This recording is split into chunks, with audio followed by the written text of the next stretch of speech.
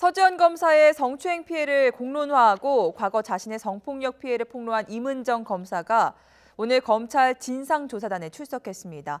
취재기자 연결합니다. 류충섭 기자. 네, 사회부입니다. 네, 임 검사가 출석에 앞서 취재진의 질문에 답했는데 검찰 안에서 많은 성희롱 사건이 있었다고 밝혔죠. 네, 그렇습니다. 서울 동부지검에 출석한 임은정 검사는 진실을 밝히는 게 도리라며 검찰 내 많은 성희롱 사건에 대해 성실하게 진술하겠다고 말했습니다. 임 검사는 부끄러움이 없는 게 검찰의 현실이라며 검찰은 잘못을 깨달아야 한다고 지적했습니다.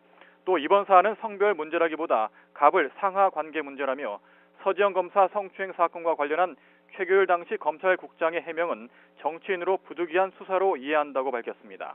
임 검사는 오늘 서 검사 성추행 피해와 관련해 조사받는다면서 자신이 퇴진을 요구했던 조희진 조사단장은 만날 생각이 없다고 덧붙였습니다.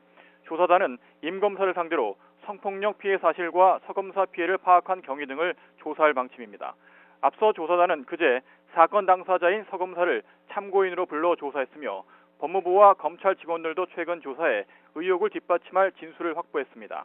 이에 따라 조사단은 가해자로 지목된 안태근 전 검사장을 피의자로 소환 조사하는 방안을 검토하고 있습니다. 검찰이 서 검사 성추행 피해를 조사하고 있지만 가해자 처벌이 어렵다는 시각도 있는데요. 진상조사단 움직임은 어떻습니까? 네, 서지현 검사가 안태근 전 검사장에게 성추행을 당했다고 주장한 시점은 지난 2010년 10월입니다. 따라서 8년 가까이 지난 현재는 안 전 검사장에 대한 형사처벌이 어렵다는 견해가 있습니다. 당시에는 강제추행죄가 친고죄였고 사건 발생 1년 이내에 고소해야 했기 때문입니다. 2013년 6월 성폭력 사건의 친고죄가 폐지되면서 고소기간도 사라졌지만 그 전에 일어난 사건이라 소급해 적용할 수 없습니다. 민사소송도 소멸시효 3년이 지나 시기를 놓쳤습니다. 안 전 검사장은 돈봉투 만찬 사건에 연루돼 이미 현직에서 물러나 검찰 내부 징계도 불가능합니다.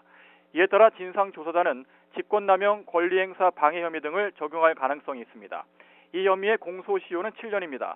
지난 2014년과 2015년 당시 안 전 검사장의 부당 인사 개입 정황이 드러나면 처벌이 가능합니다. 지금까지 사회부에서 전해드렸습니다.